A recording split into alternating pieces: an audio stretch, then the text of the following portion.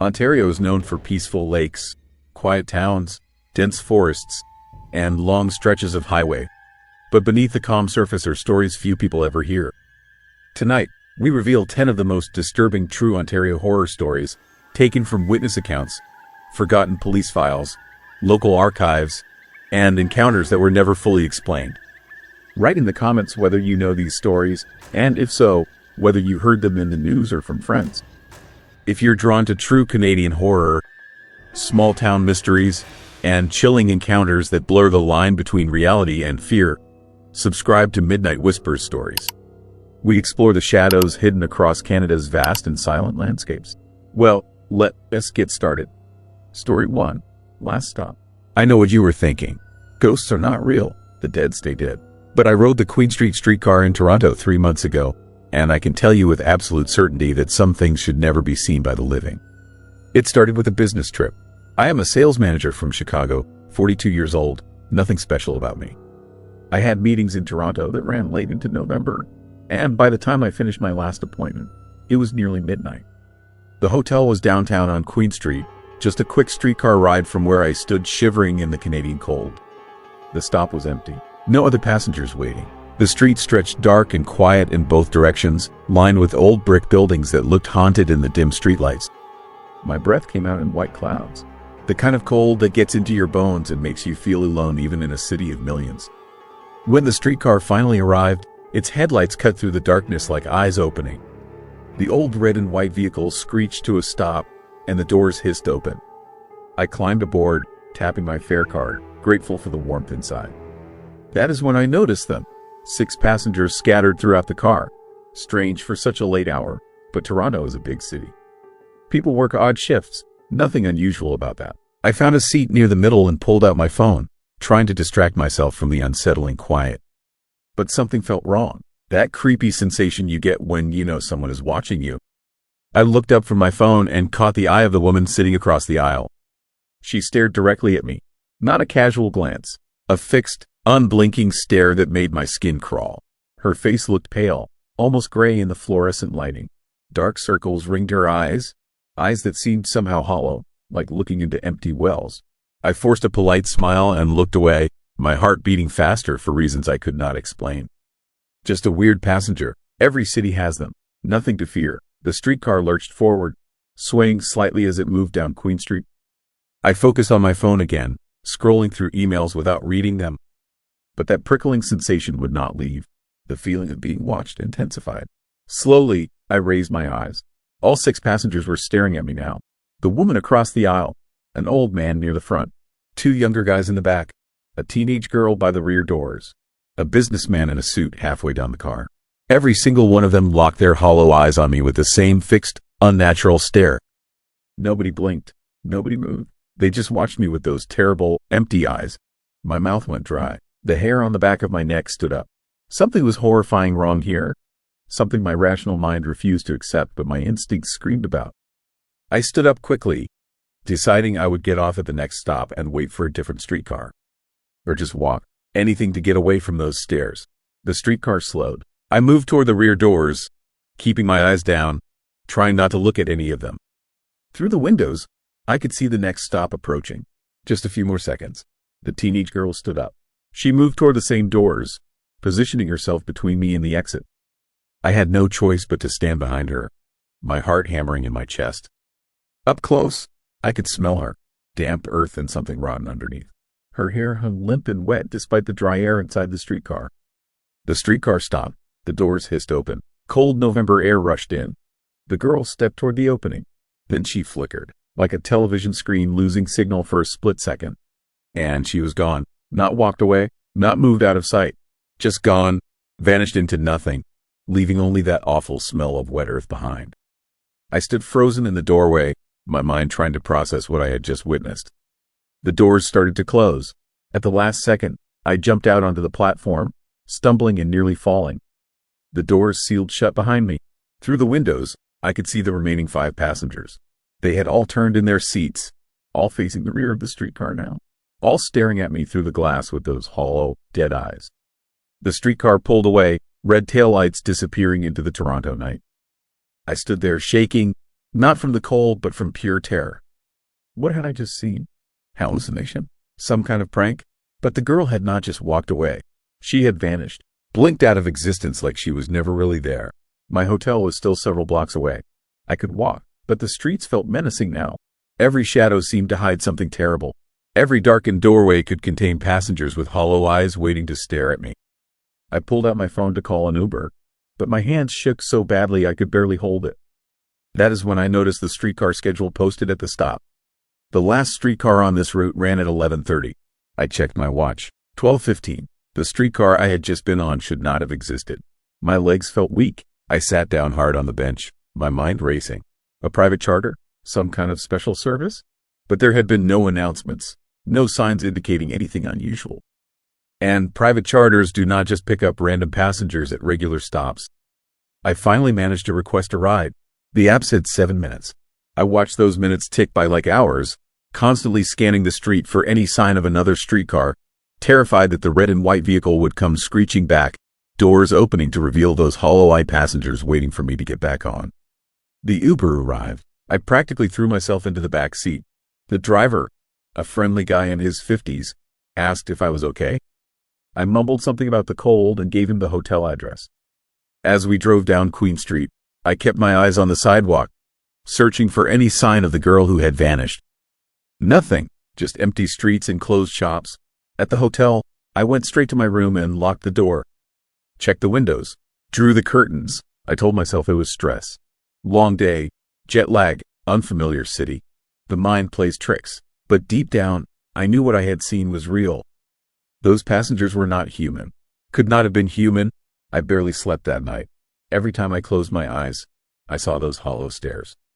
That fixed, unblinking gaze from 6 pairs of dead eyes. When I finally drifted off near dawn, I had nightmares of riding an endless streetcar line through darkness, surrounded by passengers who watched me with empty faces, waiting for something I could not understand. The next morning, I tried to convince myself it was nothing. Exhaustion and imagination. But I needed to know. I went down to the hotel lobby and asked the young woman at the front desk about the Queen Street streetcar. She confirmed what the schedule had told me. Last car at 11:30. Nothing after that until 5 in the morning. I described what had happened, carefully leaving out the disturbing parts about hollow eyes and vanishing passengers. Just asked if there were any special services, any explanation for a streetcar running after midnight. She gave me a strange look, said there used to be late-night service years ago, but it was discontinued after an accident. Multiple fatalities. Then she stopped talking. Like she had said too much. I pressed her for details. She seemed reluctant, but finally told me to check the Toronto archives if I really wanted to know. Said something happened on Queen Street in 2009 that people do not talk about much anymore. Back in my room, I searched online. It took some digging, but I found this story. November 15th, 2009. A Queen Street streetcar suffered a catastrophic brake failure just after midnight. The driver lost control, the vehicle derailed at high speed and crashed into a building. 6 passengers died, 7 including the driver. The article included photos of the wreckage. And there, in one of the background shots showing emergency responders, I saw them. Blurry but unmistakable, the same faces. The old man, the businessman, the teenage girl, the woman who had stared at me first. All of them captured in that photograph from 16 years ago. My hands started shaking again. Those people were dead, had been dead for over a decade. But I had seen them, sat in the same streetcar with them, smelled that awful scent of damp earth coming off the girl. I read further. The accident happened at 12:17 in the morning. I checked my phone records. I had requested my Uber at 12:15. The exact time, almost to the minute, when those passengers had died. The article mentioned something else. In the months following the accident, there were reports. Late-night passengers claiming to see people on the Queen Street streetcar who would disappear at stops. Transit authorities dismissed it as urban legend, grief-fueled imagination. Eventually, the reports stopped, or people stopped reporting them. But they were still riding, still appearing on streetcars that should not be running, still staring at the living with those terrible hollow eyes, reliving their final journey over and over. I cut my trip short, made an excuse about a family emergency, and caught a flight back to Chicago that afternoon. But leaving Toronto did not leave those images behind. I see them in crowds sometimes. Faces in the subway that look too pale, eyes that seem too empty. They are always there for just a second before I blink and they are gone. Last week, something happened that sent ice through my veins. I was riding the L train home from work, lost in thought, when I felt that familiar prickling sensation. The feeling of being watched. I looked up slowly, dreading what I would see. Across the car, a man in a business suit stared at me. Same hollow eyes, same fixed, unblinking gaze. For a moment, I thought he was one of the Toronto passengers somehow following me. But then I recognized him. He was from Chicago. Local news had covered his death 3 years ago, pushed in front of a train at the Staten Lake station. He stood up as we approached the next stop, moved to the doors, and when they opened, he flickered and vanished, leaving only that smell of damp earth behind.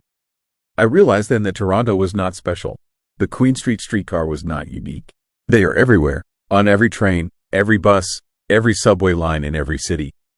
The dead who died on public transit, trapped somehow in their final moments, endlessly riding the same routes, staring at the living with hollow eyes. Most people do not see them. Most people keep their heads down, focused on phones and books and anything but the other passengers around them. But once you notice them, really see them, they notice you back. And they never stop watching. I do not ride public transportation anymore. I drive everywhere now, even in heavy traffic, even when it takes twice as long. Because I know what is waiting on those trains and buses. I know about the passengers who should not be there, the ones who climb aboard at stops they died at, who vanish when doors open at stations that came too late to save them.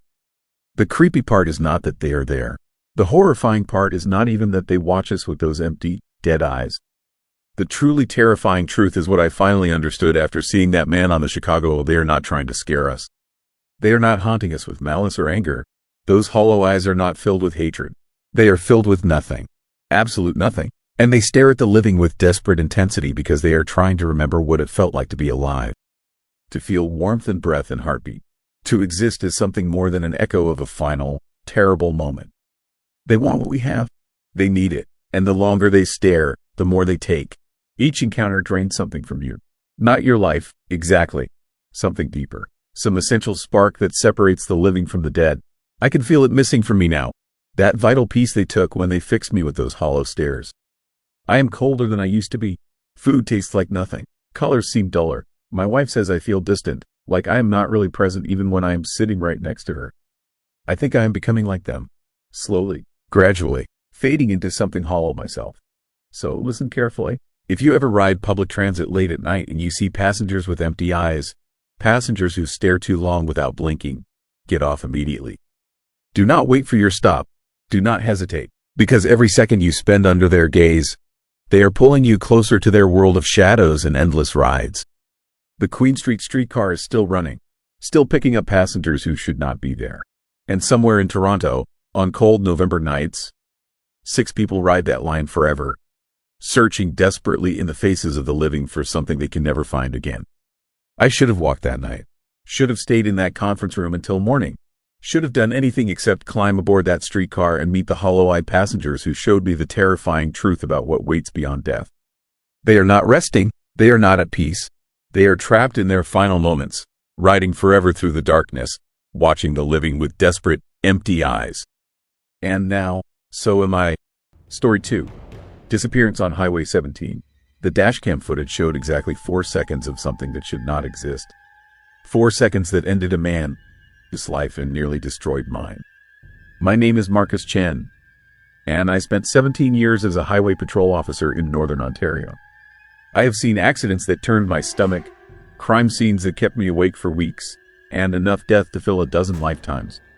But nothing, absolutely nothing, prepared me for what I found on Highway 17 near Lake Superior in October of last year. The call came in at 2:17 in the morning. A trucker named Dale Hutchins had missed his scheduled check-in. His company tried his cell phone 14 times. No answer. His wife called us in a panic, saying Dale never missed a call. Never went silent. Not in 23 years of driving that road. Something was terribly wrong. I took the call because I was already out there, parked at a rest stop about 30 miles east of Wawa. The night was unusually dark, the kind of darkness that only exists in the deep wilderness where no city lights reach.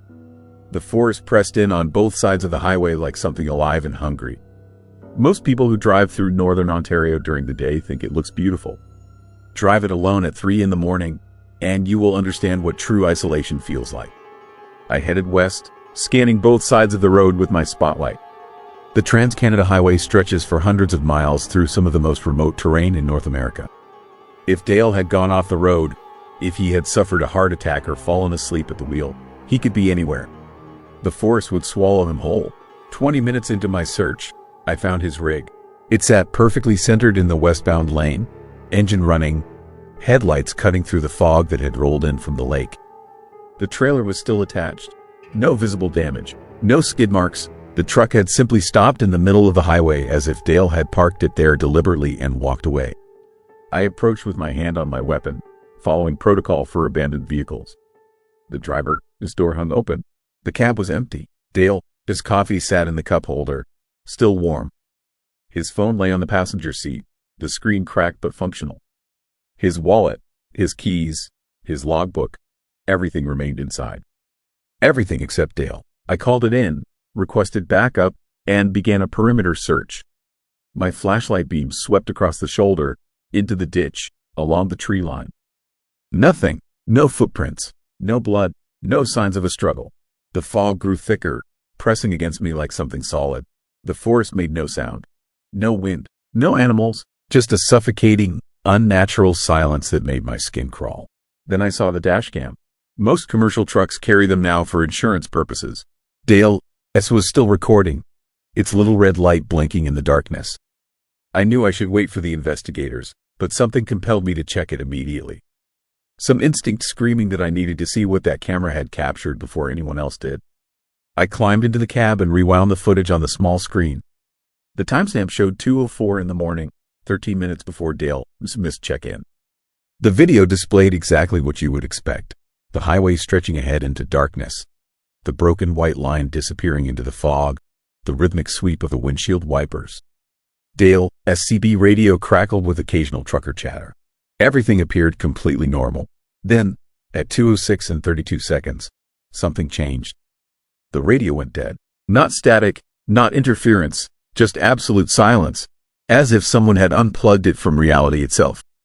3 seconds later, the truck's headlights flickered. The interior lights dimmed, and then, emerging from the fog directly ahead, I saw it. A shadow crossed the road. Not a deer, not a moose, not any animal I could identify.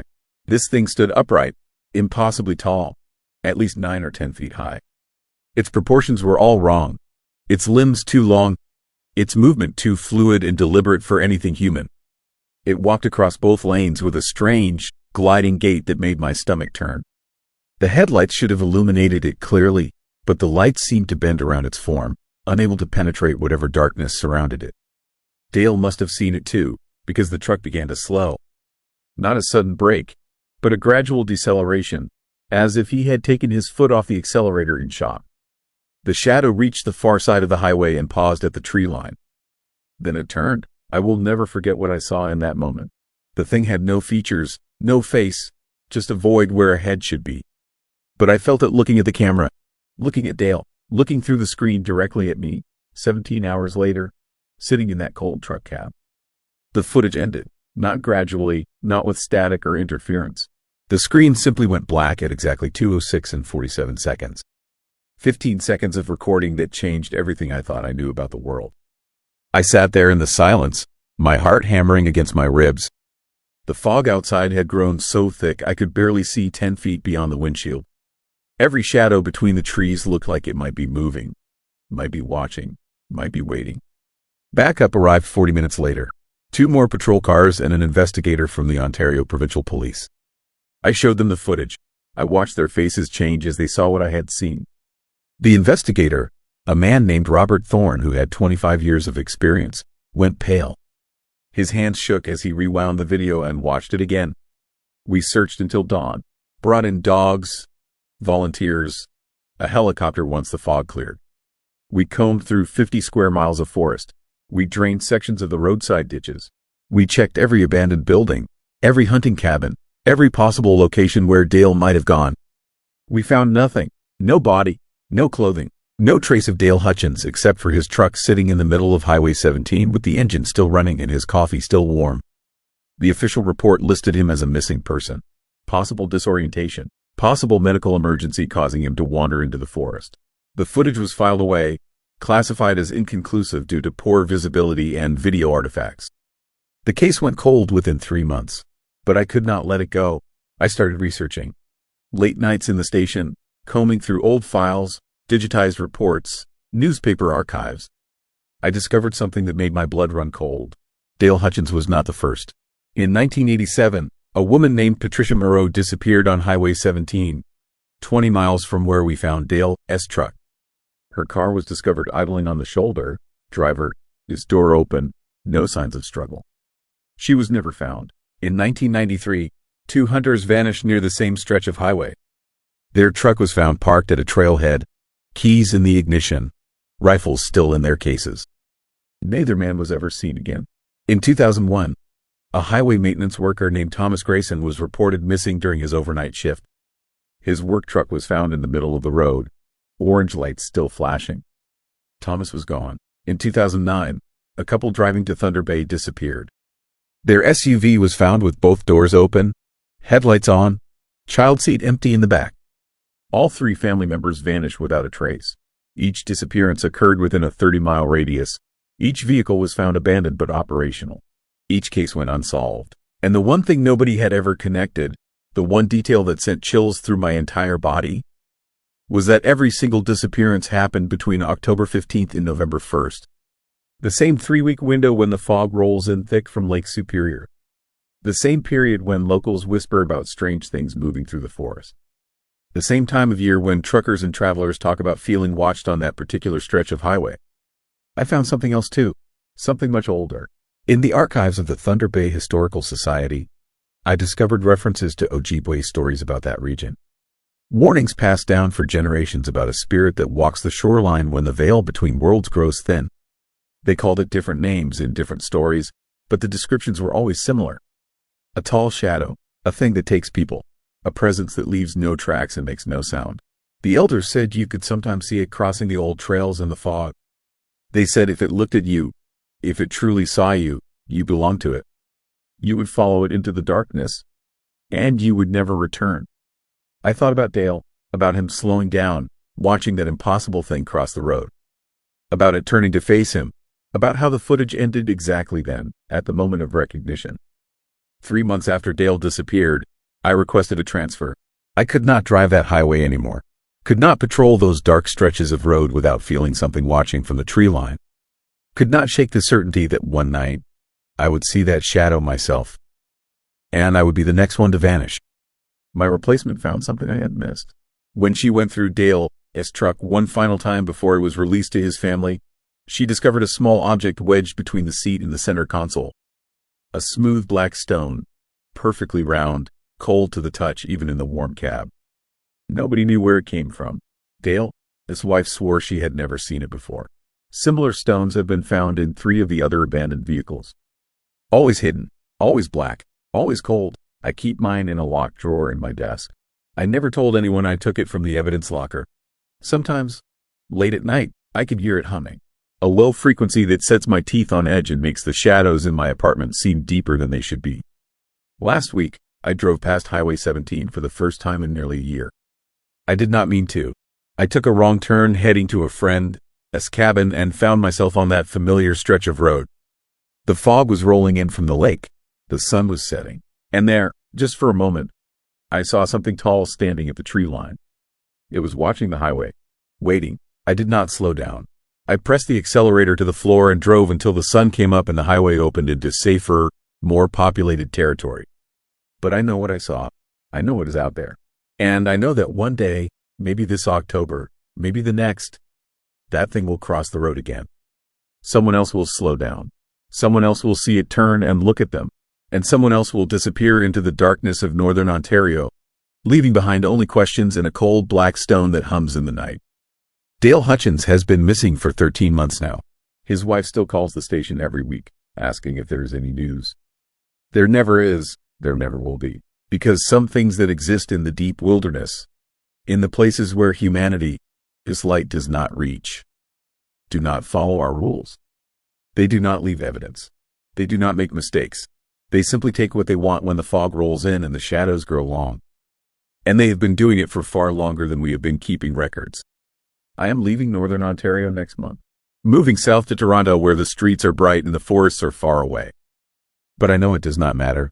I have seen it. I have the stone. And sometimes, when the night is particularly dark and the world is particularly quiet, I can feel something watching me through my window, waiting for me to understand what Dale must have understood in his final moments. That the most terrifying thing about Highway 17 is not the disappearances. It is the certainty that whatever walks that road in the fog is patient, ancient, hungry, and it is never, ever going to stop. Story 3. Black Triangle.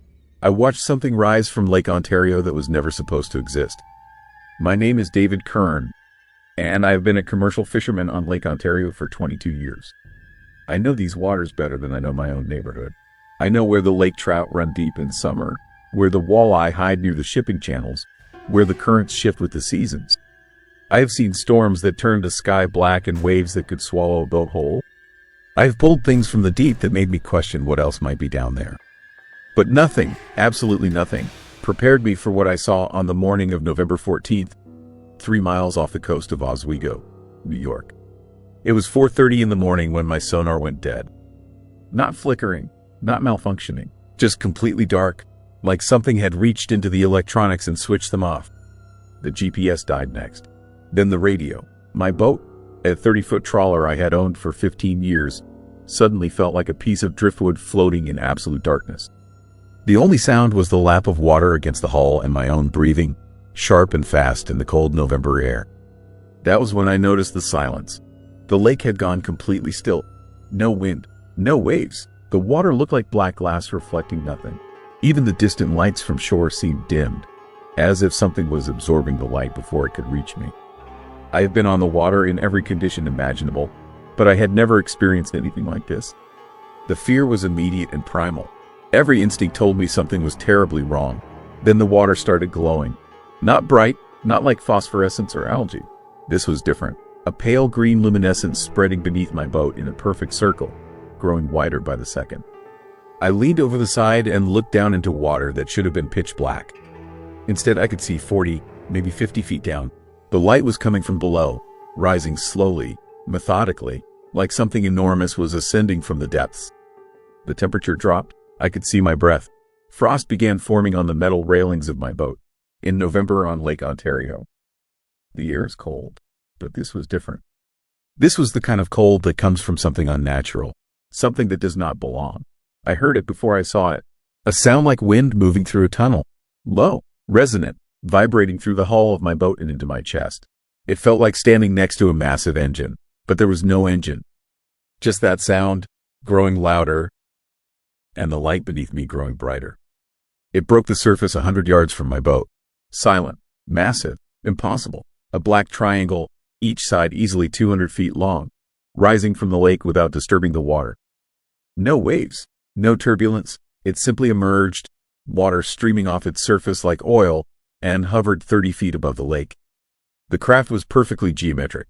Sharp angles, no seams, no windows, no lights except for 3 dim red points at each corner that pulsed slowly like a heartbeat. I could not move, could not think. My hands gripped the railing of my boat so hard my knuckles went white. This was not a plane, not a helicopter, not anything I had ever seen or heard of. The surface of the triangle looked like polished obsidian, absorbing light rather than reflecting it. Looking at it hurt my eyes, like my brain could not process what it was seeing. The craft rotated slowly, deliberate, methodical, like it was scanning the area, or looking for something. One of the corners pointed directly at my boat. The red light at that corner grew brighter. I felt heat on my face. Not burning heat, just warmth, like standing in front of an open oven. My skin tingled, my teeth ached. I tasted copper in my mouth. Then my radio crackled to life, static at first, then a voice, not speaking English, not speaking any language I recognized. It sounded mechanical, broken, like words being assembled from pieces of other words.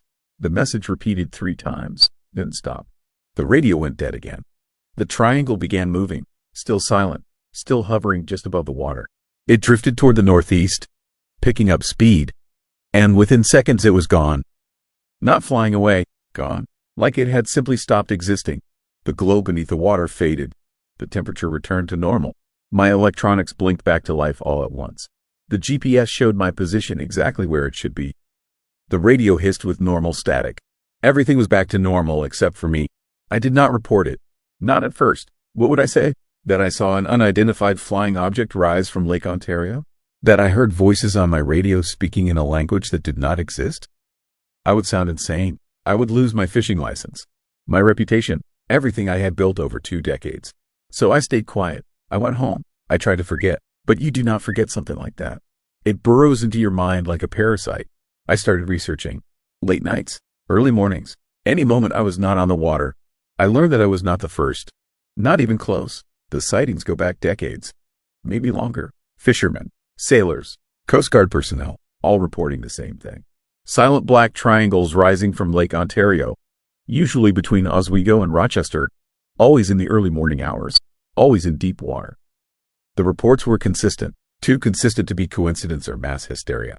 But they were also ignored, dismissed, buried in forgotten police files and Coast Guard incident reports that were never followed up on. I found a retired Navy sonar technician named Frank Holloway who had worked at a listening station near Rochester in the 1970s. He agreed to meet me at a diner off Route 104. He was in his 80s, thin and frail, but his eyes were sharp. When I told him what I had seen, he did not look surprised. He looked terrified. Frank told me about a project, classified, Cold War era, something the Navy and Air Force had been running in the Great Lakes from 1968 to 1983. He did not know all the details. His clearance was not high enough, but he knew they were testing something in Lake Ontario. Something that involved underwater facilities. Something that required absolute secrecy. He said the sonar signatures they picked up during those years were unlike anything in any manual. Massive objects moving at impossible speeds. Objects that could hover underwater without propulsion. Objects that generated electromagnetic distortions strong enough to interfere with equipment miles away. He said the project was shut down in 1983 after an incident. He would not tell me what happened. He said the records were never declassified.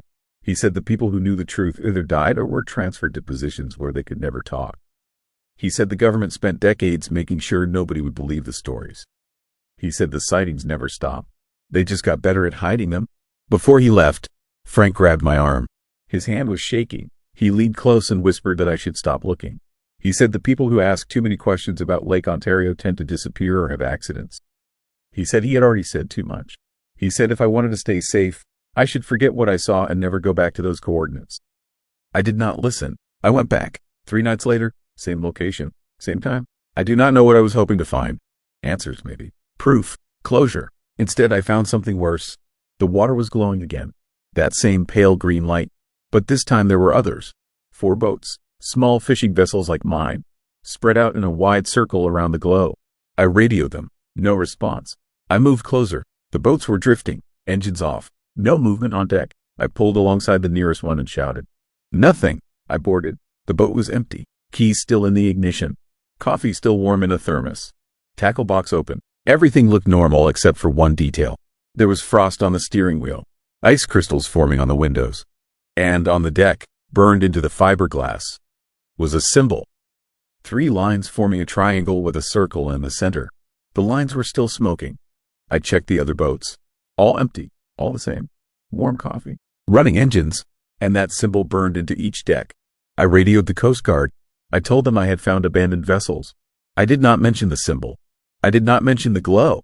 I just gave them the coordinates and got out of there as fast as my engine could carry me. The Coast Guard found the boats. The official report said they were abandoned due to equipment failure. The owners were never found. Their families were compensated. The investigation was closed in less than a week. No mention of the symbol. No mention of anything unusual. Just another tragedy on the Great Lakes. I stopped fishing after that. Sold my boat. Moved inland. I tried to convince myself it was over. That I had escaped. But the nightmares started 2 months later. Always the same dream. I am back on my boat. The water is glowing. The triangle rises from the depths. But this time it does not fly away. It hovers directly above me. The bottom of the craft opens. Light pours out. Blinding. Burning. And I feel myself being lifted. Pulled up into something vast and cold and utterly inhuman. I wake up screaming. Last week I found the symbol carved into the door of my apartment. The same 3 lines forming a triangle with a circle in the center. The wood was still smoking. I called the police. They took a report. They said it was probably kids. Vandalism. Nothing to worry about. But I saw the way the officer looked at the symbol. The way his hand shook when he took pictures. He knew. He had seen it before. I am leaving tomorrow. I do not know where I am going. Somewhere far from water. Somewhere the government does not have secrets buried beneath the surface. But I know it will not matter. Whatever is in Lake Ontario, whatever rose from those depths and took those fishermen, it knows I saw it. It knows I am telling people. It knows I am a loose end. The terrifying truth is that Lake Ontario is deeper than most people realize. Over 800 feet in some places. Plenty of room to hide facilities. Plenty of room to hide mistakes. Plenty of room to hide things that were never meant to exist but do anyway. I am writing this as a warning. If you fish Lake Ontario, stay away from the deep water between Oswego and Rochester. If your electronics go dead and the water starts glowing, get out. Do not wait. Do not investigate. Just go. And if you see a black triangle rising from the lake, do not watch it. Do not try to understand it, because once it knows you have seen it, you become part of the secret. And the secret is this: they never stopped testing. The Cold War ended, but the project did not. Whatever they built down there is still operational, still active, still taking people who get too close. The sightings are not random. They are warnings. They are tests. They are hunting. I do not think I am going to make it out of this. I can feel it watching me. Even now, even here, the air feels wrong. The temperature keeps dropping. And last night I heard that sound again. That low resonant hum, coming from the walls, coming from inside my head. If you are listening to this, if you are hearing my words, understand that what I saw was real. The black triangle is real.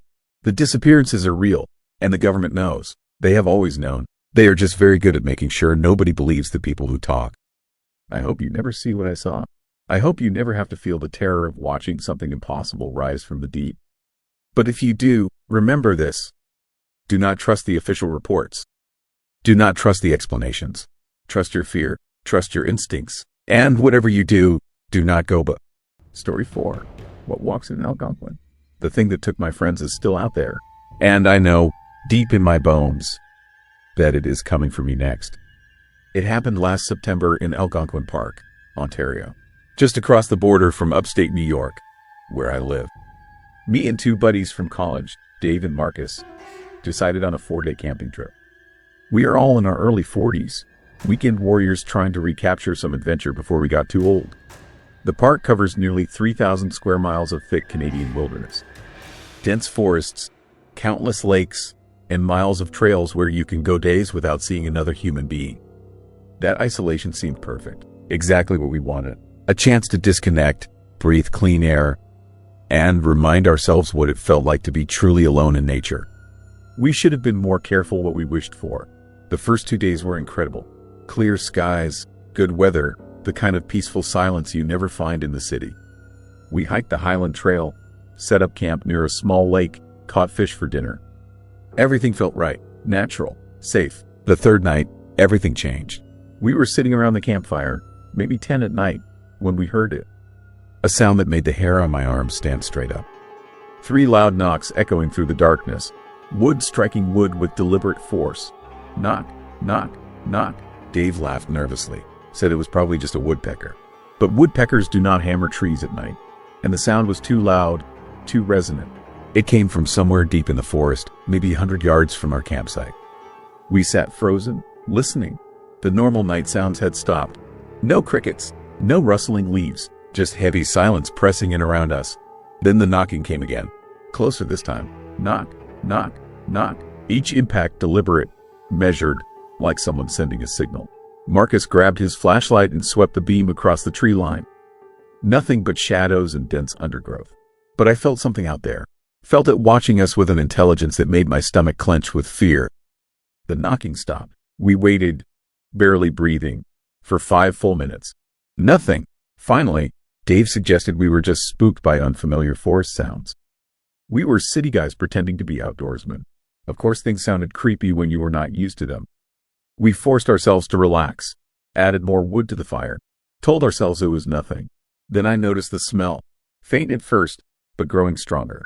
A horrifying stench of rotten musk, like something dead mixed with wet animal fur. The odor drifted through our campsite, making my eyes water. Marcus noticed it too. He stood up, his face pale in the firelight, and said we should check the perimeter. Make sure no bears were prowling around. We grabbed flashlights and walked the edge of camp, staying close together. That is when Dave found the first print. Just beyond our tent, pressed deep into the soft earth near the water, was a footprint. But not from any animal I recognized. It looked almost human in shape. 5 toes, a heel, an arch. Except it was massive, at least 18 inches long and 8 inches wide. The toes had left deep indentations, like whatever made it carried enormous weight. We found 3 more prints leading away from camp toward the dense forest. Each one perfectly clear in the mud. Each one terrifying in its implications. Dave tried to rationalize, said maybe it was a deformed bear print. Standing water had distorted it. But bears do not leave prints that look like oversized human feet. And these tracks were fresh, the edges still sharp and clean. We decided to pack up at first light and head back to civilization. The creepy atmosphere had killed any desire to finish our trip, but we could not leave in darkness. Not with something large enough to make those prints wandering the forest around us. We took turns keeping watch, 2 of us awake at all times, fire built high, constantly scanning the tree line with our flashlights. The night stretched on forever. Every snapping twig made us jump. Every shadow seemed to move just beyond the reach of our light. Around 3 in the morning, during my watch with Marcus, we heard movement. Something large pushing through the underbrush maybe 50 feet from camp. Branches snapping, heavy footsteps. We stood back to back. Flashlights pointed toward the sound. Hearts hammering. Then we saw it, just for a second. A shape moving between the trees. Tall, much taller than any man. 7 feet, maybe 8. Covered in dark fur or hair that seemed to absorb our flashlight beams. It moved on 2 legs with a strange, fluid gait. Not quite human, not quite animal. It turned its head toward us. I caught a glimpse of eyes reflecting our light. Yellow eyes that glowed like a predator caught in headlights. Then it was gone, melting back into the forest with impossible silence for something so large. Marcus and I stood frozen, our flashlights shaking in our hands. Neither of us wanted to say what we had just seen. Acknowledging it would make it real, would force us to accept that something impossible was stalking our campsite. Dave woke up to our frightened whispers. When we told him, he thought we had imagined it.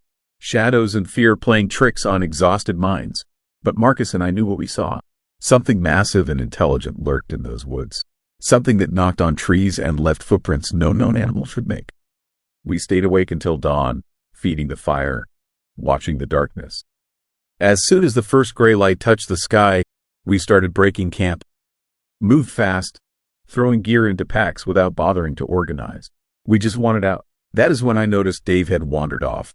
I called his name. No answer. Marcus yelled louder. Still nothing. Panic started rising in my chest. Dave would not just walk away. Not after the night we had. We searched the immediate area, calling and calling. Found his backpack by his tent, his jacket, his boots, everything except Dave. Then Marcus found the drag marks.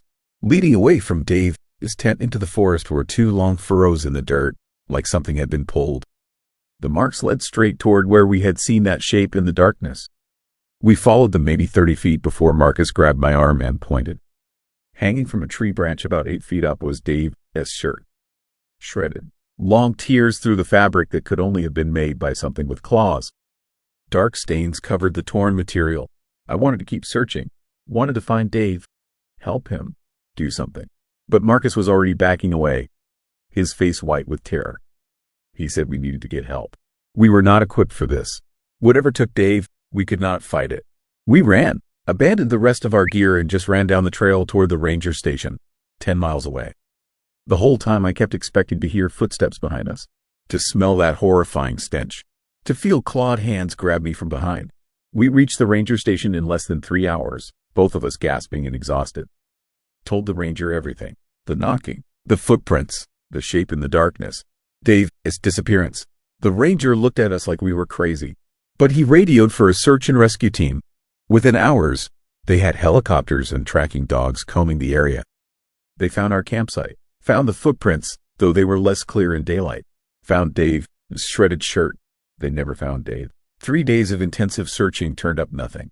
No body, no blood trail, no sign of where he went. The official report said he likely wandered off confused in the night and got lost. That the shirt was torn by thorns or branches. That the footprints were misidentified bear tracks. But I know what I saw. Marcus knows. Dave knew, right before something dragged him into that forest. The search was finally called off after a week. I flew home to New York, tried to return to normal life. But normal felt impossible. I could not sleep without seeing those yellow eyes in the darkness. Could not walk through shadows without feeling watched. 2 months after we got back, Marcus called me at 4 a.m. His voice was shaking, barely coherent, said something was outside his house. He could hear the knocking. 3 measured strikes against the side of his building. Knock, knock, knock. I told him to call the police, to get out of there. He said he could smell it. That same rotting musk filtering through his windows. I stayed on the phone with him, listening to his panicked breathing, until suddenly he went silent. I called his name. Nothing. Then I heard it through the phone. Faint but unmistakable. That same heavy footstep. The sound of something large moving through Marcus's house. The line went dead. Police found Marcus's apartment destroyed. Furniture overturned. Windows shattered from the inside. And on the wall, written in what forensics said was animal blood, were 3 words, "You saw me." Marcus was never found. Just like Dave, vanished without a trace, leaving only destruction and questions behind. Now I hear the knocking. Started a week ago. 3 strikes in the middle of the night against my bedroom window. Always at 3 a.m. Always the same rhythm. Knock, knock, knock. I have moved twice, changed apartments, stayed with friends. It does not matter. The knocking follows. And each night, it gets louder. Last night, I smelled it. That horrifying stench of death and fur seeping under my door. I have all the lights on now. Every lamp, every overhead fixture. I tell myself light will keep it away. But I know that is a lie. The thing that walks in Algonquin Park does not care about light or locks or distance. It marked us that night when we saw it in the forest. Marked us as witnesses to something humans were not supposed to see. And now it is coming for each of us in turn. I have tried reporting it, tried explaining to police about the pattern, about Dave and Marcus. They think I am suffering from trauma and grief, seeing connections that are not there. They do not understand that some things in the deep wilderness are older and stranger than we can accept. The Native Americans who lived in these forests for thousands of years knew. They left warnings, stories about creatures that walked upright like men but were not men. Things that knocked on trees to communicate across miles of dense forest. Beings that took people who strayed too far from safety. We dismiss those stories as folklore, myths created to scare children, but myths come from somewhere, from something real that people experienced and tried to explain. I am writing this down because I do not think I have much time left. The knocking has been getting louder, closer, more insistent. Last night, I heard something on my roof, heavy footsteps moving across the shingles. This morning, I found handprints on my bedroom window. Massive prints, fingers too long and joints bending at wrong angles. It is coming tonight. I know it with the same certainty I knew it was watching us that night around the campfire. I can feel it out there in the darkness, patient and inevitable, waiting for the right moment. To anyone who reads this, stay away from Algonquin Park. Stay away from any deep wilderness where the trees grow thick and the trails disappear into shadow. Because there are things in those forests that we do not understand. Things that were here long before us and will be here long after. And if you are camping and you hear knocking in the night, 3 measured strikes echoing through the darkness, do not investigate. Do not look, pack your gear and run. Because something is calling to you, marking you, claiming you as its own. The sun is setting. I have maybe 2 hours of light left. I can already smell it. That terrible stench seeping through my walls. And beneath my window, faint but growing, I hear them. Knock, knock, knock. It has come for me. Just like it came for Dave. Just like it came for Marcus. And when I am gone, when I vanish like they did, the authorities will shake their heads and call it another unsolved disappearance. Another person who made bad choices and got lost. But you will know the truth. Something walks in those woods. Something massive and ancient and hungry. Something that does not forgive being seen. The knocking is at my door now. Story 5. Haunting of the Gibraltar Point Lighthouse. I saw a headless man walking along the shore of Lake Ontario. And 3 days later, I found out I was not the first. My name is Daniel Mercer, and I work as a maintenance supervisor for Toronto Island Parks. It is not a glamorous job, but it pays the bills and keeps me outdoors, away from the suffocating grind of the city. I have been doing this work for 11 years, and in all that time, I thought I had seen everything these islands had to offer. I was wrong. The Gibraltar Point Lighthouse is the oldest standing structure in Toronto, built in 1808 on a remote stretch of shoreline. Most tourists never make it out there. The main attractions are the beaches and amusement park on the other side of the island. But Gibraltar Point sits alone at the southwestern tip, surrounded by twisted trees and rocky beaches that locals avoid after dark. There is a reason for that avoidance, and it has nothing to do with inconvenience. The lighthouse comes with a legend, one of those creepy local stories that every city has. Back in 1815, the keeper was a man named John Paul Riddell. According to the tale, he brewed beer in the lighthouse, and one night, a group of soldiers from the nearby fort came demanding free drinks. When Riddell refused, they killed him in a drunken rage. Some versions say they beat him to death. Others claim they threw him from the top of the lighthouse. But every version agrees on one horrifying detail. They cut off his head and buried his body in pieces around the property.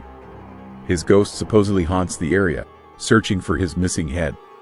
Over the years, people have reported strange sounds, unexplained lights, and the feeling of being watched near the old lighthouse. I always dismissed it as nonsense designed to scare tourists and give the island some character. Until October 23rd of last year, I was doing a routine inspection of the lighthouse grounds just before sunset. The fall colors were at their peak, and the air had that sharp, clean quality that only comes in late autumn. Everything seemed perfectly normal as I checked the exterior walls for weather damage and cleared debris from the drainage systems. Then I saw him. At first, I thought it was just another tourist who had wandered too far from the main paths. A tall figure in dark clothing, walking along the rocky beach about 50 yards away. But something about his movement caught my attention. He walked with a strange, purposeful gait, heading directly toward the water as if he intended to wade in fully clothed. I called out, ready to warn him about the dangerous currents and cold water temperature. He did not respond, did not even turn around, just kept walking with that odd, mechanical stride. I moved closer, jogging down the small hill toward the shoreline. The setting sun cast long shadows across the beach, making it difficult to see clearly. But as I closed the distance, as the angle of the light shifted, I saw something that made my blood turn to ice. The figure had no head. Where a head and neck should have been, there was nothing. Just a dark, empty space above the shoulders. Yet this impossible thing continued walking, moving with clear purpose and direction, its footsteps crunching on the gravel beach. I stopped dead in my tracks, my mind refusing to process what my eyes were seeing. The figure reached the water, its edge, and paused. Then, slowly, deliberately, it turned in my direction. Even without eyes, I knew it was looking at me. I ran. Pure instinct took over, and I sprinted back toward my truck, my heart hammering so hard I thought it might burst. Behind me, I heard nothing.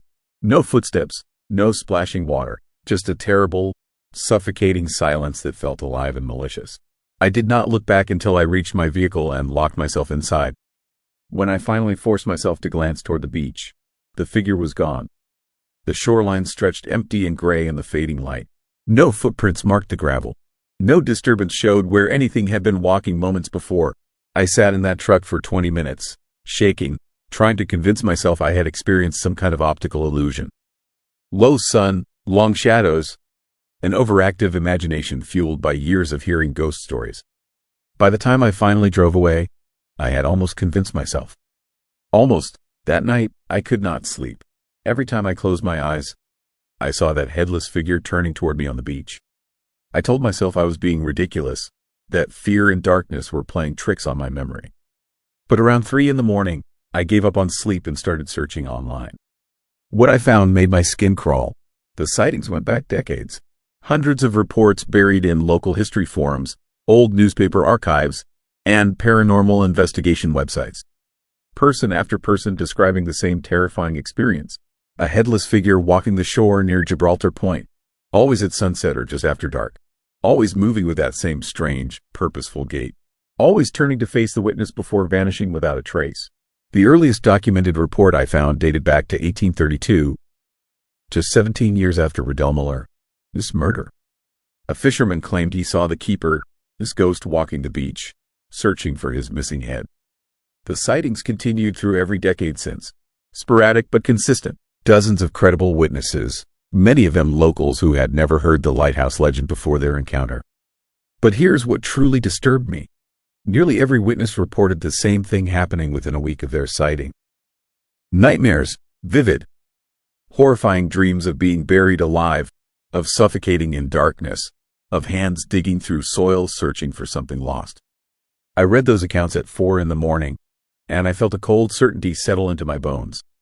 Whatever I had seen on that beach was not finished with me. The nightmares started that same night. I dreamed I was trapped underground, packed tight in cold earth. I could not move my arms or legs, could not open my mouth to scream. Above me, I heard digging. Frantic, desperate digging, hands breaking through roots and rocks. Searching, always searching, but never finding. I woke up gasping, my sheets soaked with sweat. The dream had felt more real than any nightmare I had ever experienced. I could still taste the dirt in my mouth, still feel the crushing weight of the soil pressing down on my chest. The next night brought the same dream, and the next, and the next. By the fourth night, I was terrified to sleep. I started taking caffeine pills, trying to stay awake, but exhaustion eventually dragged me under. The nightmare waited there, more vivid each time, and slowly, detail by detail, I began to understand what I was experiencing. I was not dreaming from my own perspective. I was experiencing Riddell Muller's burial, feeling what he felt, trapped beneath the earth near the lighthouse, his body hidden but his consciousness somehow aware, searching eternally for the missing piece of himself that would let him rest. On the seventh night, something changed. In the dream, I felt myself rising. Not my body, but something else. Some part of me that refused to stay buried. I emerged from the ground near the base of the lighthouse, and I began to walk. I walked to the shore, following a compulsion I did not understand, searching for something I could not name. And then I realized I was not experiencing a dream. I was experiencing a memory. His memory, the headless keeper, his endless routine, rising from his scattered grave each night, walking the beach, searching for witnesses who might somehow help him find what was taken from him. I woke up screaming. The next morning, I called in sick for the first time in 6 years. I could not go back to that lighthouse, could not risk seeing that figure again, but I knew I needed answers. I needed to understand what was happening to me and how to make it stop. I spent the day at the Toronto Reference Library, digging through historical archives and old court records. The murder of John Paul Riddell Muller was real. That much was documented, but the details had been lost to time, buried under 2 centuries of urban development and official indifference. What I did find, hidden in a brittle newspaper from 1816, was a single paragraph that changed everything. A brief mention of 3 soldiers from Fort York being dishonorably discharged after a violent incident at Gibraltar Point. Their names were listed, and at the bottom of the article, one chilling sentence: the keeper's remains were never recovered for proper burial. They had hidden the body, scattered the pieces to avoid prosecution, and in doing so, they had created something far worse than a simple ghost story. That night, the nightmare intensified. I felt myself walking the shore again, but this time I could see through the keeper's eyes, or rather, through the empty space where his eyes should have been. A dark, distorted vision of the beach, the lighthouse, the trees. Everything tinged with a red haze of rage and desperation. And I saw myself, standing exactly where I had been standing 8 days earlier. Watching, witnessing. The keeper had not been threatening me. He had been trying to show me something. Trying to communicate the only way his fractured spirit could manage. I woke up knowing what I had to do.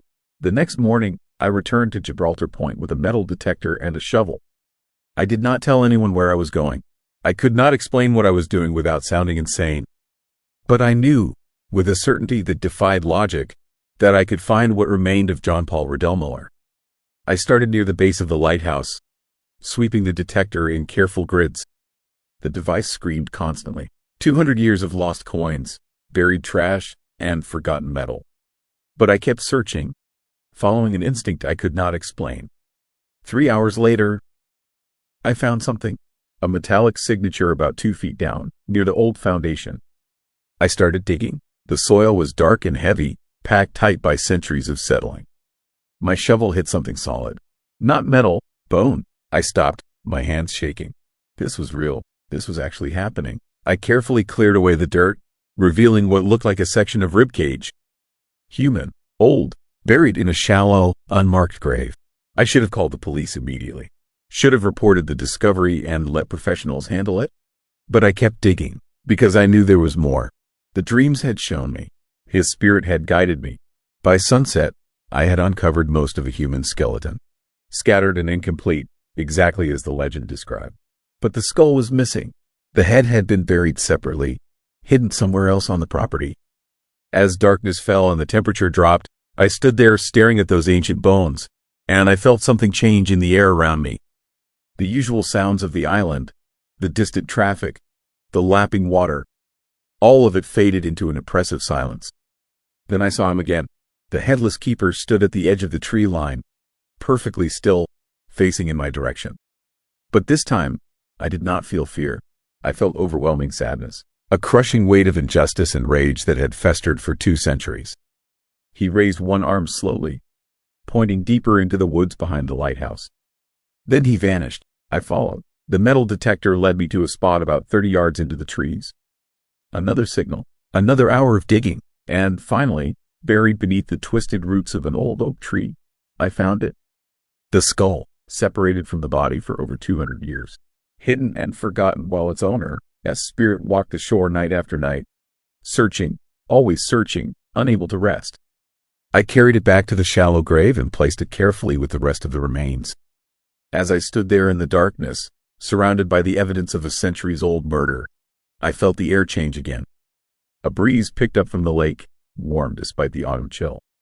And for just a moment, I saw a flicker of light near the lighthouse. Not threatening, almost grateful. I reported everything the next morning. The police came. Forensic teams examined the site. The bones were confirmed as human, extremely old, consistent with early 19th century burial practices. The lighthouse was closed for investigation. Historians got involved. News crews showed up. Nobody could explain how I knew where to dig. I told them it was luck, intuition, years of working the property. I never mentioned the dreams or the figure on the beach.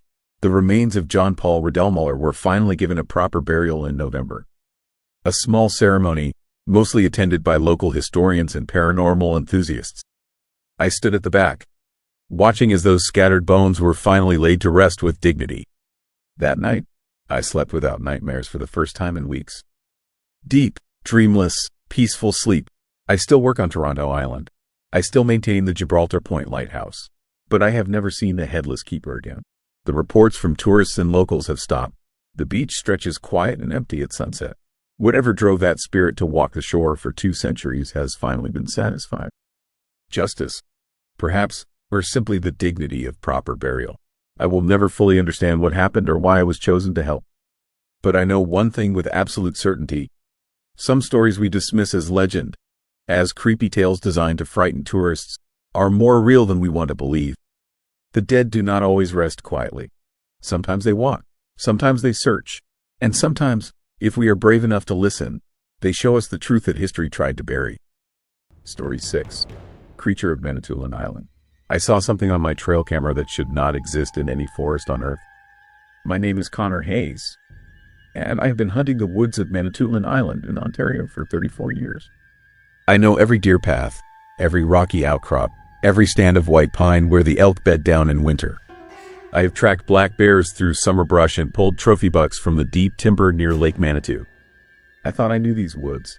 I thought I understood what lived here, but on the morning of October 8th, when I checked my trail camera near the old logging road on the North Shore, I discovered that something else walks these forests. Something that has been here much longer than any of us. Something that watches from the shadows with intelligence and hunger that makes my blood run cold. The image was time-stamped at 2:47 in the morning. The motion sensor had triggered the camera, capturing 3 frames in rapid succession. In the first frame, the clearing was empty except for the usual nocturnal visitors. In the second frame, there was movement at the edge of the frame. A blur, something pale moving between the trees with unnatural speed. In the third frame, it was standing directly in front of the camera, 15 feet away, staring directly into the lens. I have never seen anything like it. The creature stood upright, easily 7 feet tall, with limbs that were too long and joints that bent at wrong angles. Its skin was pale, almost translucent in the infrared flash, stretched tight over a skeletal frame that looked emaciated and powerful at the same time. But it was the face that made my hands shake when I held the camera. It had no eyes, just dark hollow sockets. No nose, a mouth that was too wide, splitting the face nearly ear to ear, filled with teeth that looked more like shards of bone than anything meant for chewing. The locals have been talking about it for generations. The old families on Manitoulin, The ones whose bloodlines go back to the Anishinaabe people who first settled the island. They have stories. They call it the Wendigo in hushed voices when they think outsiders are not listening. But this was not some mythological creature from campfire tales. This was real. This was on my camera. This was hunting the same woods where my cabin sat isolated 3 miles from the nearest neighbor. I should have left right then, packed my truck, driven back to Sudbury and never returned. But fear does strange things to the mind. Instead of running, I became obsessed. I needed to know what it was, where it came from, why it was on my property. I set up 6 more cameras and a grid pattern around my cabin. I reinforced the doors and windows. I kept my rifle loaded and within reach at all times. I told myself I was being prepared. I told myself I was being smart. The truth was I was terrified and trying to convince myself I had control. The second sighting came 4 nights later. I was sitting on my porch after dark, nursing a beer and watching the tree line. The October air was crisp and cold, the kind of cold that settles into your bones and makes you appreciate fire and shelter. The forest was quiet, too quiet. No crickets, no owls, no rustling of small animals in the underbrush. Just silence, that oppressive silence that means something dangerous is nearby and every other living thing knows it. I heard the sound first, a clicking, rhythmic, like someone snapping their fingers but wrong. Too sharp, too fast. It was coming from the darkness beyond my porch light. I grabbed my rifle and flipped on the spotlight I keep mounted on the railing. The beam cut through the night, illuminating the clearing in front of my cabin. Nothing, just trees and shadows and the thin mist that rises from the cold ground on autumn nights. Then I saw movement, not in front of me, above me, on the roof of my cabin. I angled the spotlight upward and my heart nearly stopped. It was crouched there, balanced on the peak of the roof, its impossibly long limbs folded beneath it like a spider. Those hollow eye sockets were pointed directly at me. The mouth hung open, that hideous grin splitting its face. And it was clicking. That sound was coming from its throat. A communication, a warning, a promise. I raised my rifle. My hands were shaking so badly I could barely aim. I fired 3 shots. The noise was deafening in the quiet forest. The muzzle flash lit up the creature in stark relief. I saw it move. Not jump, not fall. It simply flowed off the roof like liquid shadow, disappearing into the darkness beyond my light faster than anything that size should be able to move. I kept the spotlight trained on the tree line for 3 hours. It never came back. Not that night, but I found the tracks the next morning. Prints in the soft earth near the foundation of my cabin. They were not like anything I had seen before. Too long, too narrow. The toes spread out at strange angles. 4 on each foot instead of 5. And there were claw marks. Deep gouges in the dirt that suggested strength far beyond any natural animal. The stride length was over 6 feet. Whatever this thing was, it covered ground with terrifying efficiency. I drove into Gore Bay that afternoon. I needed supplies. I needed to talk to someone. I needed to feel like I was not losing my mind. At the hardware store, I ran into Tom Whiteduck, an elder from the Wicomico Reserve who has lived on Manitoulin his entire 73 years. When I told him what I had seen, his expression changed. The friendly curiosity vanished, replaced by something darker, something afraid. Tom told me about the disappearances. Over the past 40 years, 17 people had gone missing in the forests of Manitoulin Island. Most were hunters or hikers. Some were locals who knew the woods intimately. None were ever found. No bodies, no evidence, just empty tents and abandoned campsites with signs of struggle. The police always blamed exposure or animal attacks or people simply getting lost in the vast wilderness. But Tom said the old families knew better. They knew about the creature. They knew it hunted when it was hungry. They knew it took people who wandered too far from safety. They knew it left no trace because it dragged its prey deep into places no one would ever search. He said the creature was ancient, older than the colonial settlements, older than the Anishinaabe. It had been in these forests since before humans came to the island. It was patient, intelligent, and utterly inhuman in its thinking. He said the only reason it had remained hidden for so long was because it was careful. It took people who would not be missed immediately. It avoided confrontation. It hunted at night when the woods belonged to it alone. Then Tom grabbed my arm and looked me dead in the eyes. He said once the creature marked you, once it decided you were prey, you had 2 choices. Leave the island immediately and never return, or prepare to defend yourself because it would come for you. He said I should leave. He said no amount of preparation would save me if the creature wanted me dead. He said the forest always protected its own. I did not leave. I do not know why. Pride, maybe. Stubbornness. Or maybe some deep, primitive part of my brain understood that running would only make me more vulnerable. So I went back to my cabin. I boarded up the windows. I set up motion lights around the perimeter. I kept a fire burning all night. And I waited. It came back on the 7th night. I was asleep when the motion lights triggered. I jerked awake to find my cabin flooded with harsh white light from every direction. I grabbed my rifle and moved to the window. The creature was standing in the center of my clearing, fully illuminated, making no attempt to hide. It wanted me to see it. It wanted me to know it was not afraid of my lights or my guns or my feeble attempts at security. It began to circle the cabin. Slow, methodical, testing the perimeter. It would approach a window, press its face against the glass, and stare inside with those empty eye sockets. I could hear its breathing, a wet rasping sound like air moving through damaged lungs. It scratched at the doors with those terrible claws, the sound of bone on wood making my skin crawl. It climbed onto the roof again and I could hear it walking above me, each footstep a deliberate reminder that it could reach me anywhere. This went on for 3 hours. 3 hours of psychological torture. It never tried to break in. It just wanted me to know it could. It wanted me to feel the fear, to understand that my shelter was an illusion, that I was not safe, that when it decided the game was over, nothing would stop it from getting inside. Just before dawn, it left. I heard it move off into the forest with that unsettling speed. The motion lights stopped triggering. The forest sound slowly returned. Birds began to sing. The nightmare seemed to be over. But when I finally worked up the courage to go outside and check the damage, I found something that made my blood freeze. Scratched into the side of my cabin, carved deep into the wood with those bone claws, was a message. Not words, not exactly, but symbols, crude drawings, a stick figure that looked human, a larger figure with 2 long limbs standing over it, and between them, something that looked like a moon, except it was not a moon. It was a calendar, phases marked in sequence, leading up to one phase that was circled. The new moon, 3 nights away. I understood then, the creature was not just hunting me. It was playing with me. It had given me a deadline, 3 nights to leave or prepare or pray. After that, it was coming for me in earnest. I spent those 3 days preparing. I called every hunter I knew and asked them to come up. No one would. They all had excuses, but I could hear the fear in their voices. They knew. Tom White Duck stopped returning my calls. I was alone. On the night of the new moon, I sat in my cabin with every light blazing, my rifle across my lap, and waited. The hours crawled by. Midnight came and went. 1 in the morning. 2. Nothing. Maybe I had been wrong. Maybe the symbols meant something else. Maybe the creature had moved on to easier prey. Then the lights went out. All of them. At once. Not a breaker. Not a fuse. Something had cut the power at the source. The cabin plunged into absolute darkness. I fumbled for my flashlight and clicked it on. The beam was weak and yellow, but it was something. I swept it across the room.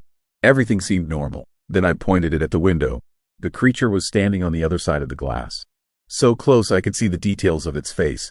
The hollow eye sockets that somehow still conveyed intelligence and malice. The mouth hanging open, revealing rows of those terrible teeth. Its breath fogged the glass. And as I stood there frozen in terror, unable to move or think or scream, it raised one impossibly long arm and placed its palm against the window. The claws scraped against the glass, testing, pressing, and then the glass began to crack. I do not remember firing the rifle. I do not remember running. I do not remember getting in my truck and driving away. My next clear memory is sitting in a parking lot in Gore Bay. The sun coming up, my hands still shaking, dried blood under my fingernails from where I had gripped the steering wheel so hard I had torn my own skin. I never went back to that cabin. I sold the property sight unseen. I heard later that the new owners found it destroyed. Doors torn off hinges, windows smashed, furniture shredded, and on the walls, more symbols, more messages, more warnings. The trail camera footage I captured that first night went viral when I posted it online. Hundreds of thousands of views. Experts claimed it was fake, a hoax, computer generated. But others came forward. Other hunters, other locals, all with similar stories, all with similar footage, all describing the same creature stalking the deep forests of Manitoulin Island. The authorities investigated. They found nothing. They declared it mass hysteria. Misidentified wildlife. Overactive imaginations. The footage was debunked by skeptics who had never set foot in those woods. The case was closed, but I know what I saw. I know what hunted me. And I know it is still out there. Still stalking. Still watching. Still waiting for the next person who wanders too deep into its territory and mistakes the silence of the forest for peace instead of the terrifying truth that nothing makes noise when a predator is near. If you ever find yourself on Manitoulin Island, if you ever decide to camp or hunt in those vast northern forests, remember this. The woods are older than you can imagine. They keep secrets. They protect horrors that predate human understanding. And sometimes, late at night when the moon is dark and the forest goes silent, something walks among the trees that should not exist. And it is always hungry. Story 7. Upstream Crossing. The canoe should not have been moving upstream. And when I finally saw who was paddling it, I understood why some rivers never let go of the dead. I am a corporate accountant from Detroit, 47 years old, divorced, no kids. Last August, I took a solo kayaking trip to the Ottawa River in Ontario, trying to clear my head after a brutal year.